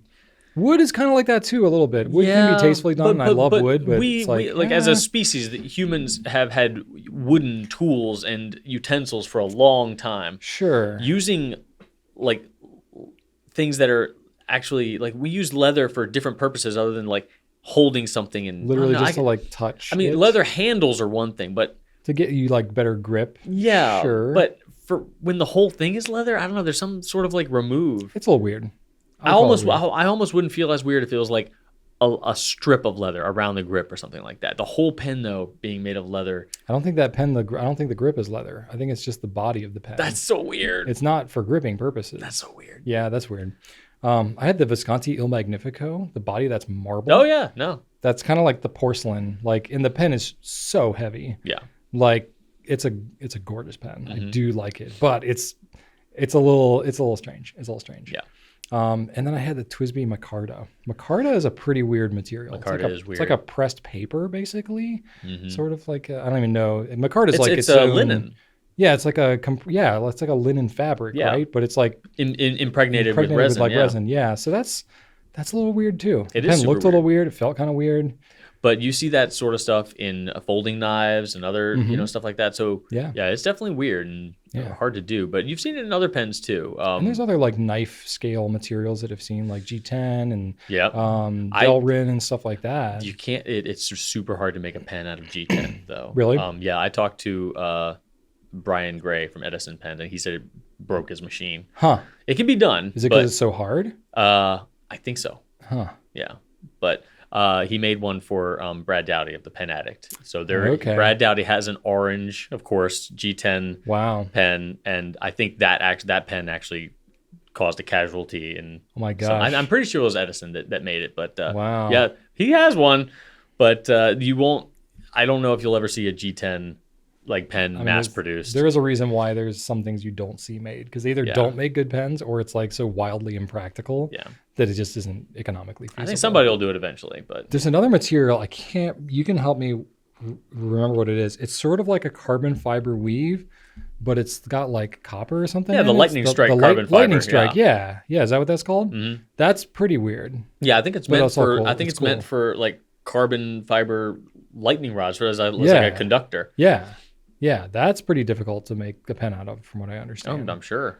Carbon fiber in general is difficult to work with, especially when it's like real carbon fiber. It can peel and flake and fray. Anything that like that, can be super. Like the the material that the Back to the Future Peniter pen is made out of. It's that carbon.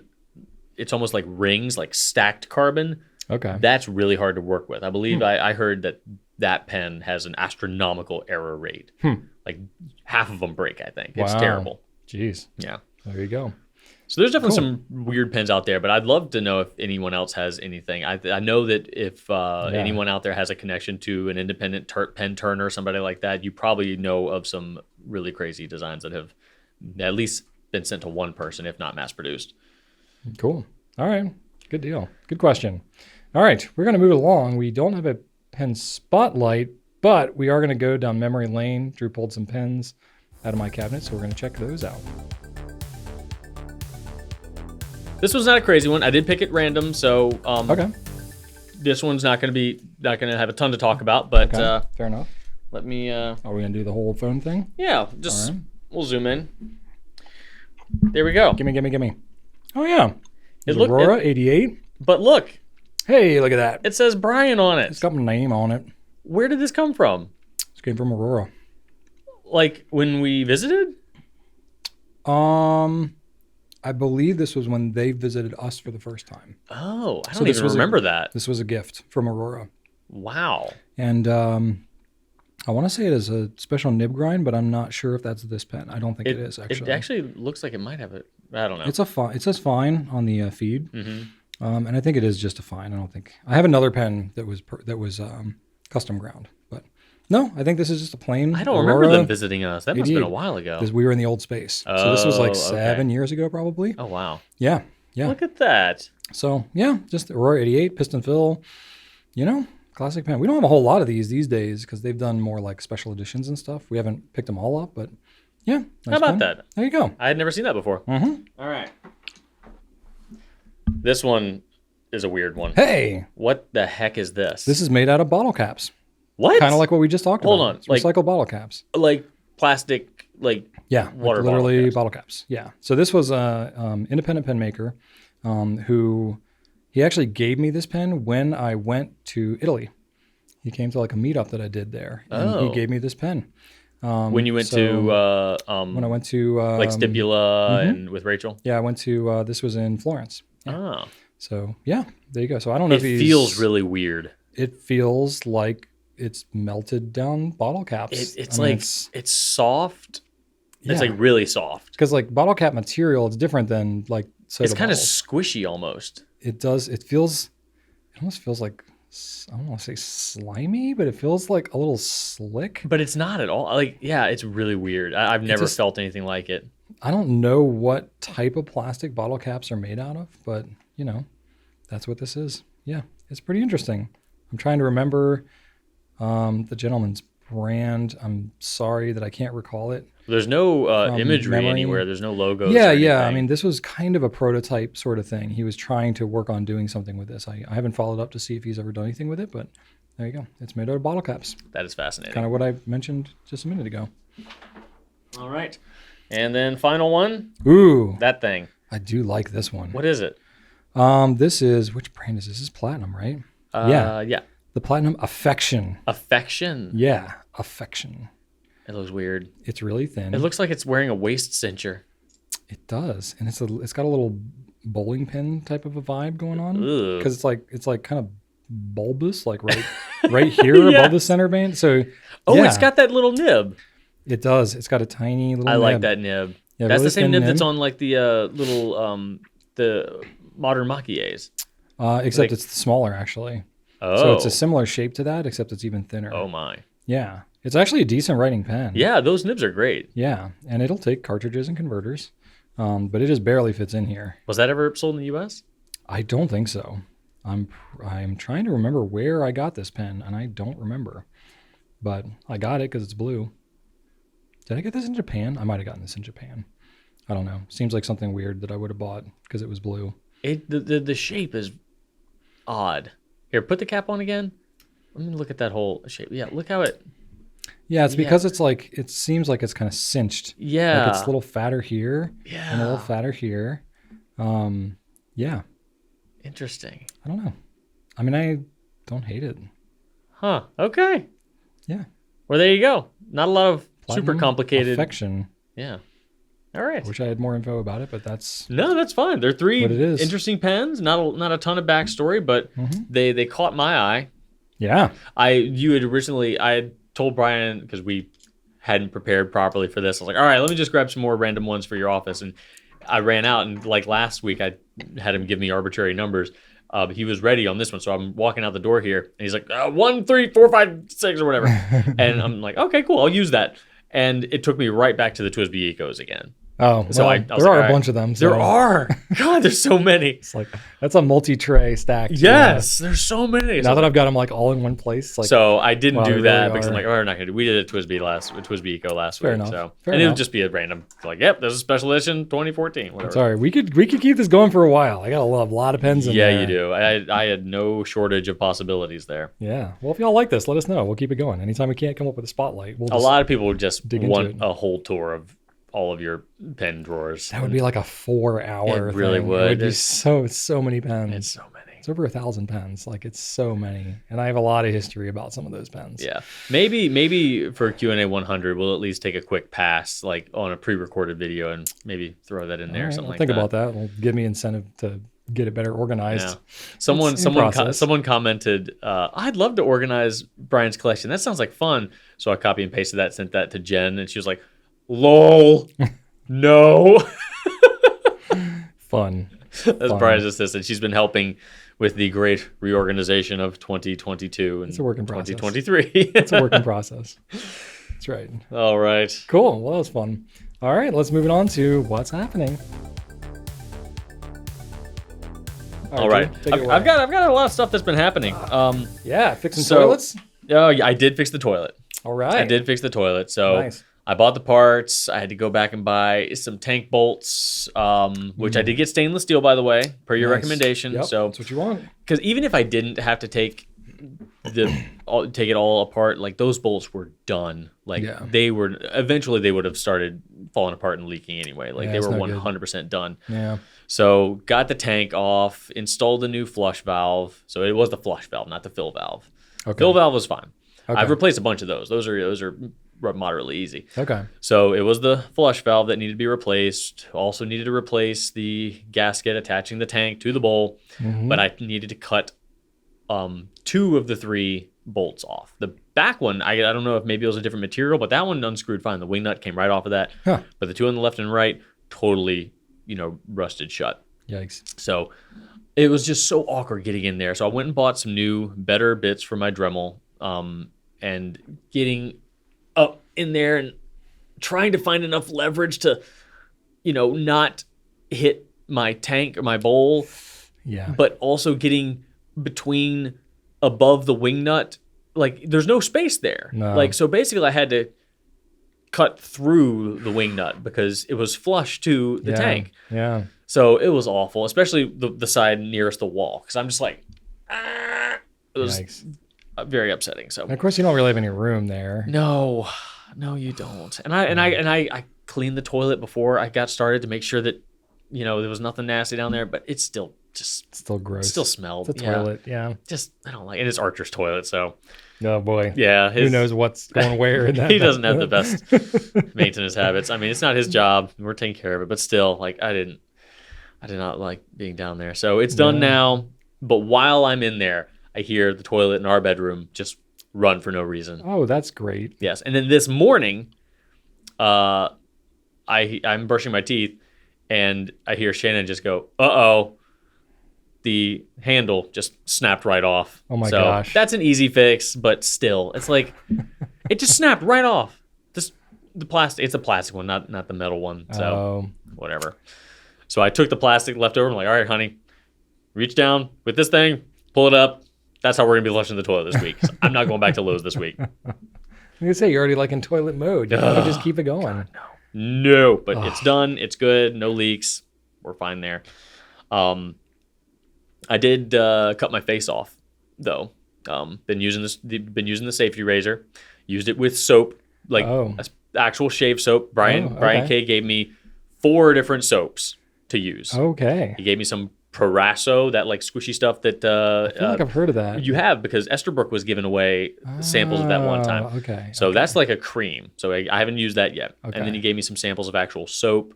Is this different than like bar soap somehow? It like usually comes in a tub that you unscrew and just kind of use your brush and. Okay. Yeah.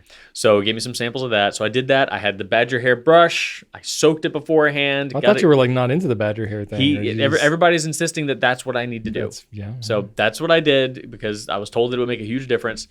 And is it like the bulb syringe of the face shaving world? I guess everybody's telling me it's like the pen ink in the paper, you know? Yeah. Okay. You can't deny. So I did it. I soaked it. I thought I had a good lather, and I just destroyed my face. I have never been so cut up during shaving in my life. What did you do? It was you were everywhere. fine before. Normally, if I get cut during shaving, I get cut here, but under my chin. But this was just everywhere. Oh gosh, it was like, oh man. So I don't know what I did wrong, but now everybody's like, "Oh, you just need to stick with it. It'll take a while." I'm like, "Why? Should it be this?" Okay, so fountain pens might be a pain, but you're not like drawing blood, right? Like, if you do it wrong, man. Even Brian was like, "Yeah, it took me a couple weeks to get my technique down." I'm like, I don't want to take a couple weeks to get my technique down. It hurts. Wow. So no, it didn't really hurt. They're tiny cuts. You don't really. It's not painful until you like wash them off and try to touch them. But yeah, I don't know, man. I'm gonna stick with it. I'm gonna try a different soap next time. All right. Try to get a better lather. Okay. So yeah, we'll see. Man, I might need to, add some more water, and I'm gonna stick with it though. All right. I'm I have no advice to give you here because you've already gone further than I have. No, I've got a lot of people actually came forward and gave me some suggestions, but most of it boils down to the fact that I just need to keep with it and you just need practice. Get better. Yeah. Okay.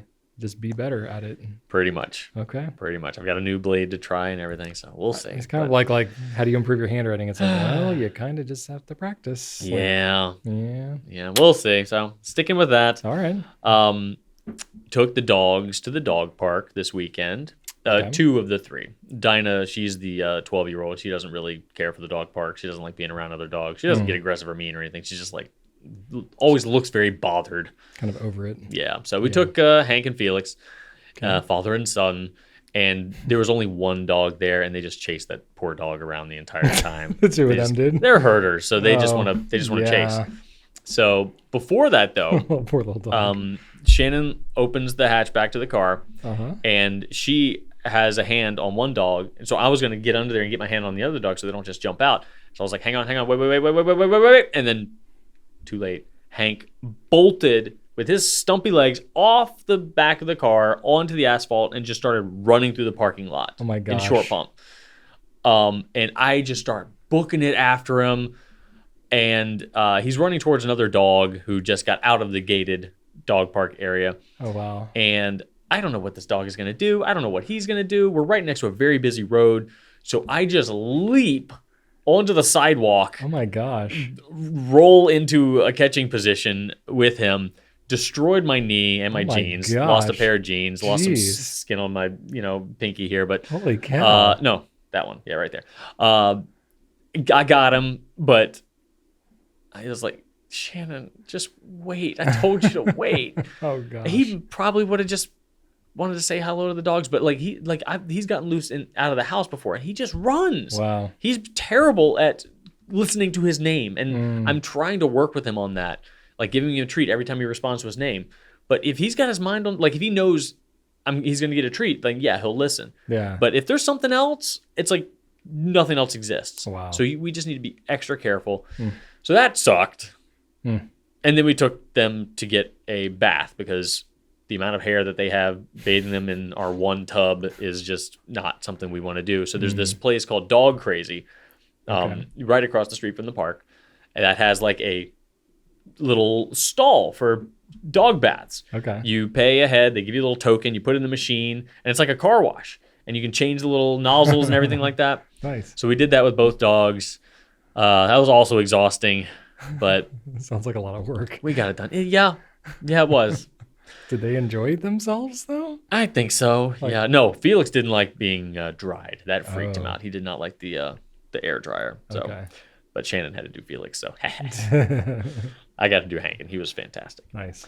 But it was his fault that my knee was actively bleeding. Oh, jeez. So that happened, and then Monday was Martin Luther King Jr. Day, so the Goulet Pen Company's offices were closed. So I took the opportunity to take Archer, who got really good grades on his last report card, to Dave & Buster's, the restaurant/arcade, because I told him I would. So I want to encourage the good grades, but not harp on it too much. But I want to acknowledge that he did a good job. So we took him to Dave & Buster's.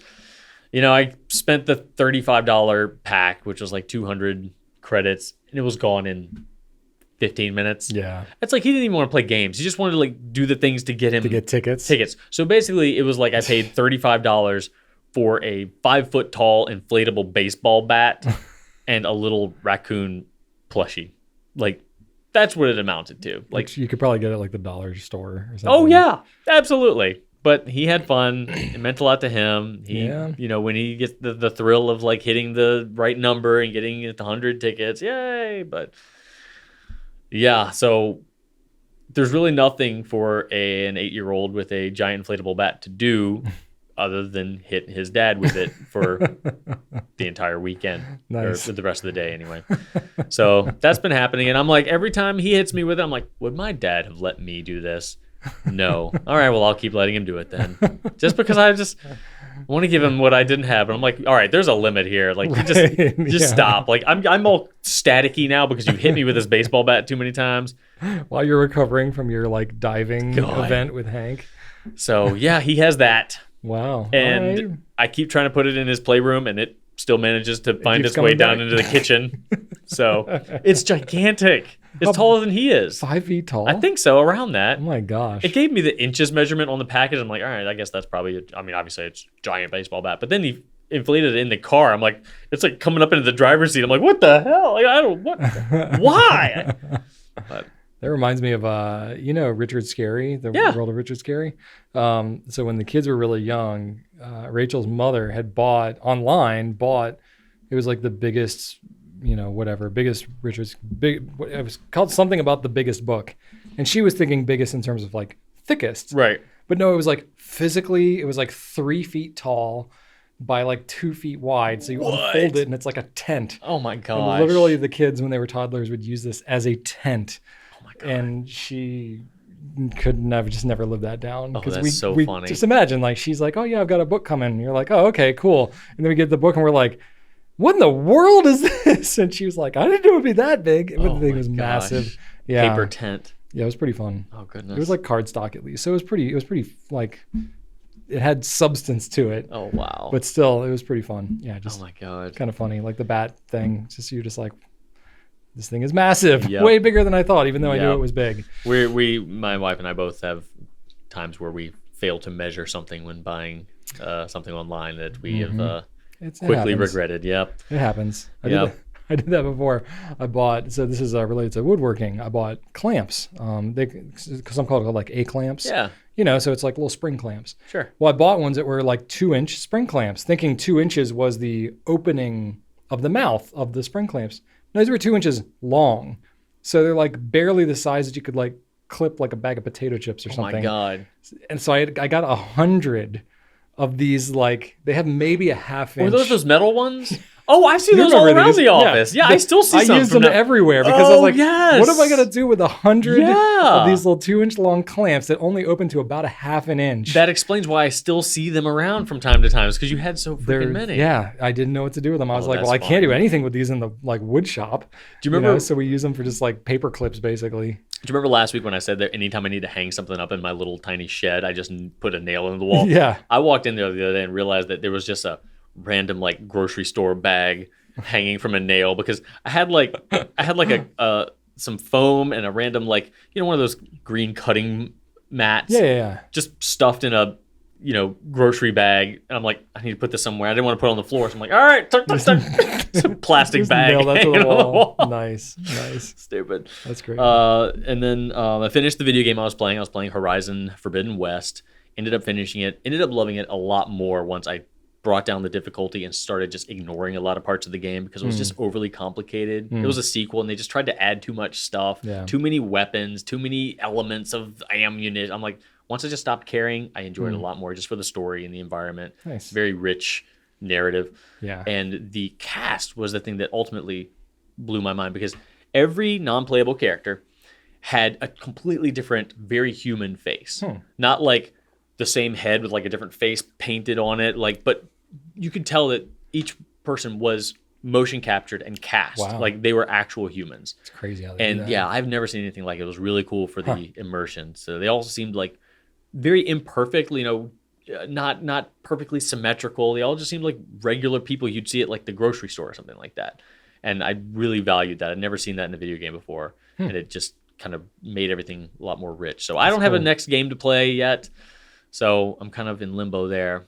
But I did go to the library to take something back. And I went ahead and looked in the comic book section. Okay. Because they have comics. I haven't read comics in a long time. I was obsessed with comic books for years. Around, from the mid-'90s, and I took a break and got really back into them in the late '90s and early 2000s. And then I've taken a break, but I borrowed some comic books from the library. And nice. I picked up a Batman book, a Green Arrow book, and a Nightwing book. And Green Arrow was okay. Nightwing was amazing. Yeah. Like I am just so reminded that I love these so much. Nightwing is like my boy. I like it. I love That's cool. So Nightwing was the original Robin. Yeah, but then he struck out on his own. Nice. And became Nightwing. And I probably have the most of his comics. The single issues, like my Nightwing. I have one of those big cardboard things. Yeah, all Nightwing. Love it. So that was just so cool. And I told Shannon, I'm like, I think I want to start buying some more comic books. And she's super cool with it. She's like, okay, yeah, go for it. I'm like, wait, what? Since when do you? There's a couple of my hobbies. She's just like, yes, I'm glad you're into this. And for whatever reason, comic books has been one. Like I've always mentioned, like, should I get rid of all my, giant cases of comics? She's like, no. I think it's cool you have a comic collection. Okay. So, yeah, I think I might start picking up some more of those here and there. Very cool. Not like I'm not going to get back into the single issue thing. Like those days long past. Yeah, but is that like? I mean, I'm not as like up to date on where those stand now, but I know comics for a while were like going crazy because like everybody was collecting them and all that kind of stuff. But then didn't it kind of like have a bubble? I don't know. Like there was like it was to the point where like they were making limited editions and special editions for everything. I'm sure I kind of overdid it. But I didn't know like how hot it still was. I'm sure it's just been on a steady decline. Like digital comics are very much a thing now, so it's probably still declining. But okay, but you like the paper comics? Like yeah, definitely. No, never digital. Never digital. Not one. I have no interest in that. Fair enough. I don't even like digital video games. If you can't sell it, you don't own it. That's my opinion. Wow. So yeah, I'm gonna be checking more of that out, and yeah, that's about it. Cool. Yeah, that's Drew's adventures. Fair enough. I don't have quite as much of excitement as you have to share, but did get to do something fun. So Joseph is really into Lego. I know this. And there's I don't know what you would call it. I guess like sort of a franchise store called Bricks and Minifigs. So it's not like an official company Lego store, but it's like a chain of franchises for like a Lego enthusiast. Do they sell store. Official Lego stuff? Oh yeah. But they like you can trade stuff in. They sell like random Lego parts. They have really like old sets that you can't get anymore. Where? This is over the Silver Diner right near Short Pump there. It's like right diagonally from that. I'll get you the address, but it just opened up like a month ago, so it's relatively new. Silver Diner. Yeah, you know where Silver Diner is. That's like near me. Yeah, it's not that far from you. Yeah, it's like diagonally across the way from that. Oh no. Yeah. Maybe I shouldn't know. Yeah, you know where like the shoe carnival is? Yeah. It's right there. It's like right next to that. What? Literally right next to it. Yeah.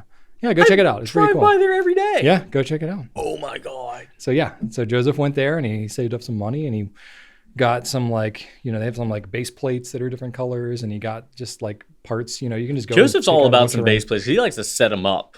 Like he's really gotten into like he likes the creating like the diorama. Yeah, diorama. Yeah, he's doing some diorama stuff, and he's like, he'll kind of pick through the bin of like random Lego, so you can get like little tubs and bags and stuff like that, and just fill it with random parts. So like they're trading stuff in all the time, so you can just buy like minifigures that you piece together, or they have all kinds of like Star Wars like collectible minifigures that get to astronomical prices, like just the little ridiculous, just the little guy. Yeah, but like specific collectible. Oh my god! And Joseph's all into that. Oh no! So I'm trying to like. But he also is not that motivated to work, so he doesn't buy the really expensive ones. He like looks up which ones are really expensive, and then I look and it's like $75 for a minifig. Joseph has the expensive hobby, but Ellie has the insane work ethic. Yes. So the two of them together could pair up and be a dynamic duo. But Ellie can spend some money too. That's not just a Joseph thing. I gotcha. But, we'll see. I'm just like, hey, Joseph, like if you really want that, like, that's cool. By all means, like I'll take you to the store. So was this his first time going? His first time going. That was on Saturday, I think it was. Nice. But it was pretty busy because it was a Saturday. And so they, I kind of talked to the guy that ran the place, and he was like, oh yeah, he's like, we put new stuff out every day. He's like, there's always new stuff. So, and he was like, yeah, we're kind of picked over now. Because we went at like 4:00 on Saturday, and then we went and had dinner. And so I was like, okay, cool. Well, Joseph, maybe we can come out here again sometime. And he was like, how about tomorrow? And I was like, okay, dude. Like, so I had like a dentist appointment that was sort of nearby. This was yesterday on Monday.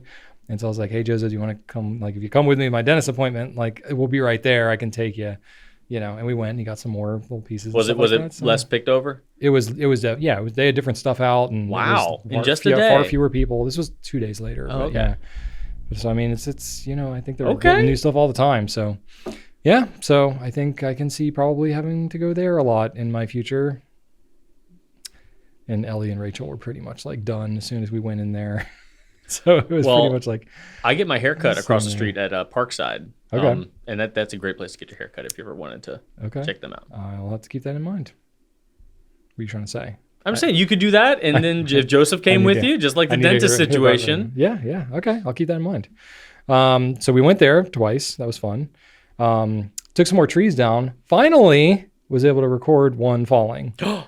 So I didn't get the whole process start to finish, but I at least got it when it started. Like I got the phone out as it was beginning to fall, and then the whole thing kind of fell. So nice. I will overlay the footage here, but I finally got one falling down. But yeah, I took 4 trees down in one day, and 2 of them got just hung up terribly. One of them like literally hung up so bad that I like had it at a 45-degree angle, like in the air, trying to like pull it out. It was kind of ridiculous. So I think I have a picture. Just hung up on other branches? Yeah, because sometimes, these trees are really, really tall. And if there's not a lot of room for them to fall, they don't really get all the momentum that they need. So like they just start to fall like maybe 10 degrees, and then all their branches just get tangled up with another tree. And I'm like, great. Yeah. And it's like, there's a couple techniques you can do. You can either try to grab the bottom of it and pull it so that it kind of like slides down and gravity takes it down. Mm-hmm. But some of these trees get really freaking heavy, and that's really, really difficult to do. Or alternatively, you try to chop 4 feet or so off, and you just kind of like chunk it down until it shortens itself up enough where it doesn't get hung up, and then it falls over. The problem is when you chunk it down like that, every time you do that, it stands up more and more vertically. So you can only do that till it gets to a point where then it's unpredictable as to where it's going to go. So it's a dynamic process that you have to kind of be careful, where you're doing it and keeping safety in mind. And you're working in the middle of the woods, so there's all kinds of crazy terrain and stuff like that. So I guess it keeps it exciting. My asking you to cut something down with a axe wasn't enough. We did have a comment last week saying, oh, he should try a saw next time. Oh, I mean, saw would be easier than an axe, honestly. Yeah. Because it's more like a chainsaw. Yeah. Have you done that with just a... Oh, yeah. I mean, I've done that with like smaller... This is how you do it? Is that... Drew definitely knows how to do it. I mean, theoretically, you could do it like that. No, I mean, I've definitely cut stuff down with a handsaw before, but maybe like 3-4 inches at the most. Right. Because other than that, it's like, why would you not use a chainsaw? Because it's there's safety concerns as well. I think you need to get you and your tree buddy out there with one of those old school double What saws are you those, see like- in like the old like in lumber. the red, Yes. where you like need to stand on the planks, Yes. to cut the tree down because it's so big. You always see like gnomes or some like I mythical. don't have anything humanoid quite that doing it. big. We have tall trees, but the trees are, the biggest diameter tree I've ever taken down is probably 20 inches or so. That's pretty big, but it's not anything that would require a 2-person saw quite like that. No. But a hand saw of that size, that would take some doing. That would be a workout. But I could do it theoretically. The concept wouldn't be any different than a chainsaw, I wouldn't think. Just need to get one. I don't have a saw like that. I have just like a handsaw like you would have. I think a double-handed saw would look great, just kind of mounted somewhere, right? Oh yeah, Right above your woodshop door as like a nice. They do look cool. They do look cool. There we go. Where do you buy those? What's that even called? I'll find one for you. All right, we'll see. We'll see. That's when Rachel will know I've jumped the shark when I buy. Decorative She's saws. like, why do you as a single individual need a 2-person saw? And I'd be like, well, You recruit the use of a tree spotter from time to time. I've worked with a guy. Yeah, I know. Yeah, that's for when something gets a little too dicey for safety. You are very you're a very safe woodsman. I am very safe. Yeah. So anyway, I mostly cut up those trees, and then I do have a couple that are still kind of chilling there. Because fell them across where the creek is, and now I've got to go and. But they're not going anywhere. They're not going anywhere dangerous. If they fall, they're going to fall the right direction. No, they're falling just in the middle of the woods. Great. Yeah, there's nothing around them, so that's fun. Still working in my shop, doing some more French cleats, going nuts with that. Not much to show. It's just yep, there's more pieces of wood that I've screwed to the wall. I just did a whole lot more of it. I think I've cut up 4 full sheets of plywood now to make those cleats, which is kind of a lot of them. So. Dang. Lots of sanding. My hands are very scarred and cut up because I just keep sanding, and then I'm trying to hold a piece of wood and then I hit it with the edge of the sander, and you do that 30 or 40 times and it's gonna chew up your knuckles a little bit. So just what do you use for sanding? Depends what I'm sanding.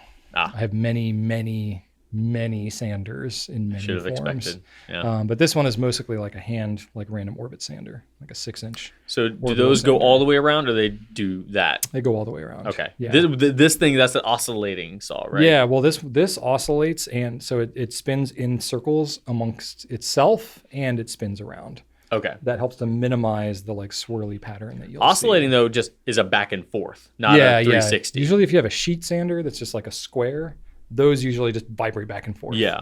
I bought one of those to use once, and I returned it after I was done with it. Really? Yeah. Did it not work right, or you just? Oh, it worked fine. I was just done with it. Oh, Drew! You basically rented it for free. Oh, Drew! I've never done that, but I was gonna keep it if I thought I was like, okay, you know what, this is actually really cool. I will use this again. But I'm like, no, I'm not. See, I do the opposite. I'm like, I think I'm gonna need this tool No, for this I was next like- project. And No, it was, and honestly, it wasn't that great to begin with. So I did have a reason to. It wasn't impressive. So yeah, I did something that the people who bought my last house probably didn't know I did, oh boy, which was I couldn't fit my refrigerator into the spot where I Oh, needed boy. a refrigerator Uh-oh. because the cabinets above it were too low.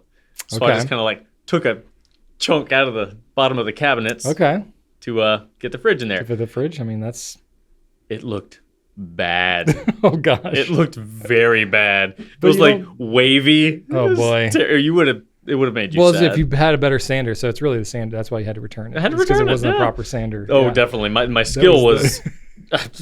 So you were sanding up Uh-huh. above your head. Mm-hmm. That can get interesting. Yeah. Yeah. It had a little bag, Yeah. but it was still Okay. messy and Yeah, that they have those Unruly. bags, but they don't really do No. anything. no, it was a tiny little bag. too. Yeah. They fill up instantly. Stupid. Wow.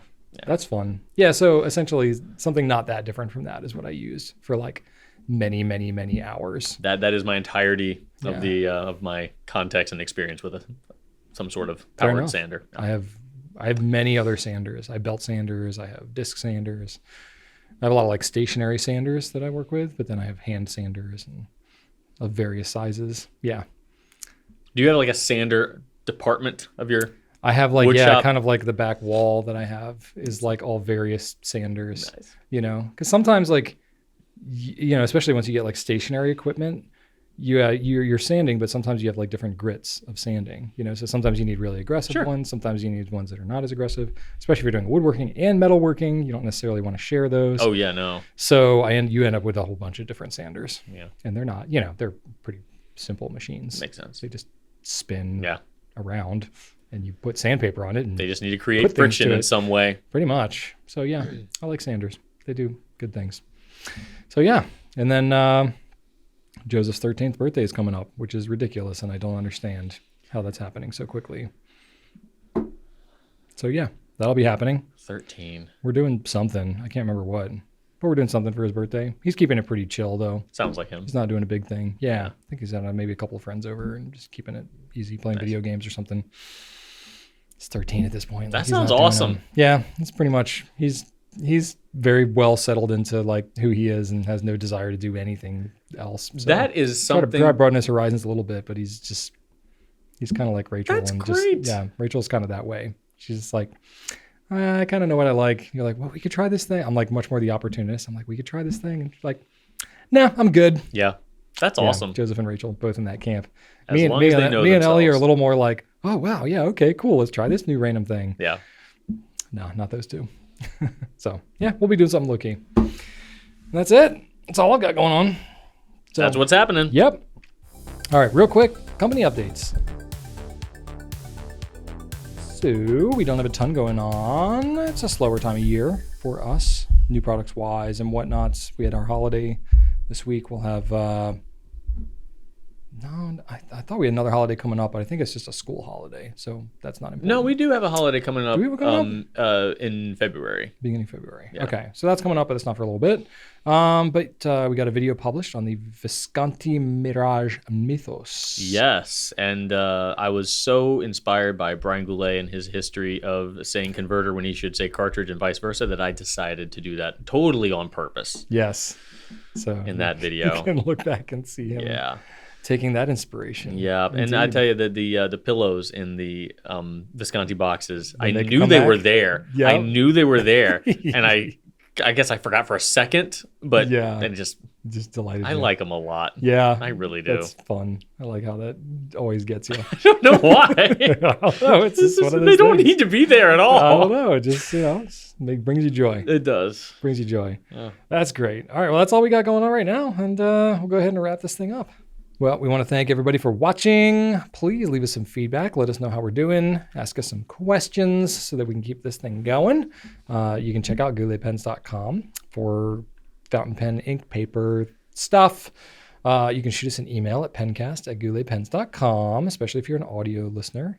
And since we were talking about Legos, I have a Lego-themed fun fact. Oh. Not the most timely thing in the world. That's fine. That's great. This is the an easy last one. two have been so mean. I felt like I've been, just draining that's you fantastic. the last couple of weeks.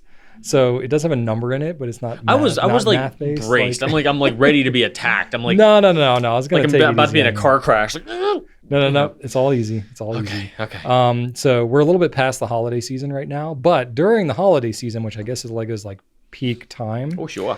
There are approximately 29 Lego sets sold every second. 29? 29 sets every second across the world are sold during the holiday season. Oh my God. Isn't that incredible? That is insane. And we contribute to that because it's basically everything Joseph wanted this year. Archer got the coding robot and he got the Mandalorian N1 Starfighter. Ooh, okay. Yeah. I'm going to just nod like I know what that means. It's a Star Wars ship. Yep. Joseph rattles off. He's less Minecraft rattling off spontaneous Minecraft facts these days, much more the Lego Star Wars ship names and random facts about which minifigure was in which set. And one of the games I'm debating on buying is the new Lego Star Wars game. Yeah? It looks a lot of fun. Joseph is playing that right now, and he's enjoying the heck out of it. It looks like a ton of fun. Yeah. I just don't know. Like those Switch games are always full price though, and I just Yeah, you're paying for like franchise on top of franchise. know. You're I just paying don't know Disney. You're paying. don't know if I'm willing to do Nintendo, that. Like I need to all find a that. good $10 game out there somewhere. Yeah, and that one ain't gonna go down anytime soon. I know. You just know it's like got all the makings of The a, Donkey Kong Tropical Freeze game is another one that's on my list. But again, 50, 60 It's up there. bucks. Wow. So, Okay. especially the Nintendo titles, anything Yeah, they with just the don't go Nintendo down. characters now. Yeah, they're good games though. Like I know. they do hold up. That's true. Well, I don't know what to tell you other than Joseph enjoys it and says a lot of things at me about it. And I'm just like, oh yeah, is that right? My family has made fun of me now because is that right? is my like go-to dad response phrase. Shannon asked this weekend, she said to Archer, why do you always just say, hey, Dad, before everything you say? And he's like, well, it's funny. He picks me up from school, so I'm just used to just saying, hey, Dad, at him. It's nothing personal. That's what he says? She's like, okay, well, that's valid. All right. Yeah. I mean, he's getting your attention. You're his dad. I also Makes sense. can't like not pay attention. I either am paying attention to nothing or everything. Okay. So either I'm ignoring him completely or I'm 100% invested in everything he says. Like I don't have an in between. Yeah. So I think he knows that. Like between Shannon and I, like sometimes she'll be like, "Oh, okay, you don't say," but me, I'm just like, right? But me, I'm just like, in You're order like to locked in. Yeah, I have to be. It's one or the other. Yeah. So I think he knows that about me that I can't help. He knows he's got to like snap you to it. And then once he does, he has he's me. got you, yeah. I'm like, yes, tell me more about the Gujitsu characters. Oh, what is that? It's just a toy line where these stretchy, gooey figures. I haven't heard of this. It's just a toy, and then they gave it some like really jankety Netflix show that's basically just a commercial for the toys. I mean, that's all kid shows. This is really like unabashedly. It looks like it was made in like Flash 2007. like the shows we had when we were kids. They're all just commercials. This one, I think the toys came first, though. Okay. But then again, the Ninja Turtle toys came before the TV show. So did they really? I I did not know that. believe so. Huh. Oh, cool. Now I'm not so sure. You're making me second guess. I Either don't way, know. It's not important. nah. But anyway, if you're here this long, thank you so much. We hope you enjoyed it, and we'll catch you next week. Thanks for watching, and right on.